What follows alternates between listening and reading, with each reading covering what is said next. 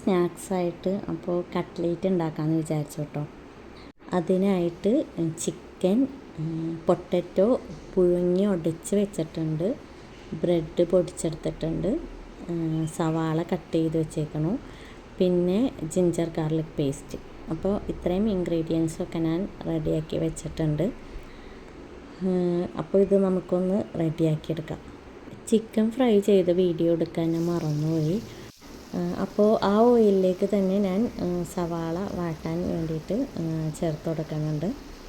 അപ്പോൾ സവാളയിലേക്ക് കുറച്ച് ഉപ്പിട്ടിട്ട് നമുക്കൊന്ന് വാട്ടാൻ വെക്കാം. ഞാനിപ്പോൾ ഉച്ചയ്ക്ക് ഫുഡ് കഴിക്കുന്നതിന് മുമ്പാണ് കേട്ടോ ഇതൊക്കെ ചെയ്യണത്. ലഞ്ചിനുള്ള മീനൊക്കെയാണ് അവിടെ നിന്ന് ഫ്രൈ ആകുന്നത്. അപ്പോൾ ഈ സമയത്ത് നമ്മൾ ഇതൊക്കെ ചെയ്ത് വെച്ചിട്ടുണ്ടെങ്കിൽ നമുക്ക് പിന്നെ ആ ടൈമിലൊന്ന് പൊരിച്ചെടുത്താൽ മാത്രം മതിയല്ലോ.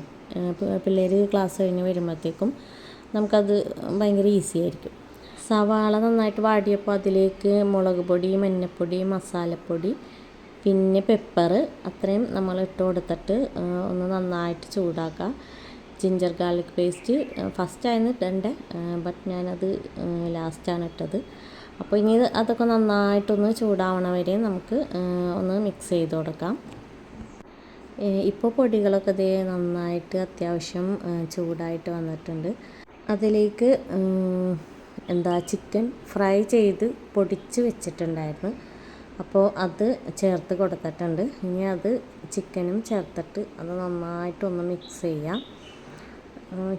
ഇനി ഇത് നന്നായിട്ട് മിക്സ് ചെയ്തെടുത്തിട്ട് ഈ ഒരു മസാല നമുക്ക് നമ്മൾ പൊട്ടറ്റോ ഉടച്ച് വെച്ചിട്ടില്ലേ അതിലേക്ക് ചേർത്തിട്ട് നന്നായിട്ടൊന്ന് കൈ കൊണ്ട് തന്നെ ഇളക്കി എടുത്തിട്ട് വേണം നമുക്കൊന്ന് ഷേപ്പൊക്കെ ആക്കിയെടുക്കാൻ. അപ്പോൾ ഇത് ട്രൈപോഡ് എടുക്കാനും അത് വെക്കാനൊക്കെ എനിക്ക് മടിയായതുകൊണ്ട് ഞാൻ ഇത് കഴിഞ്ഞിട്ട് പിന്നെ മിക്സ് ചെയ്ത് ഷേപ്പ് ചെയ്യുന്നതാണ് കേട്ടോ കാണിക്കണത്. അപ്പോൾ ഞാൻ ഇത് ഇങ്ങനെ എല്ലാം കൂടി മിക്സ് ചെയ്തിട്ട് ഡൈനിങ് ഹാളിൽ വന്നിരുന്നിട്ട് വന്തലും സിനിമയൊക്കെ കണ്ടിട്ടാണ് ഷേപ്പാക്കി കൊടുക്കുന്നത്.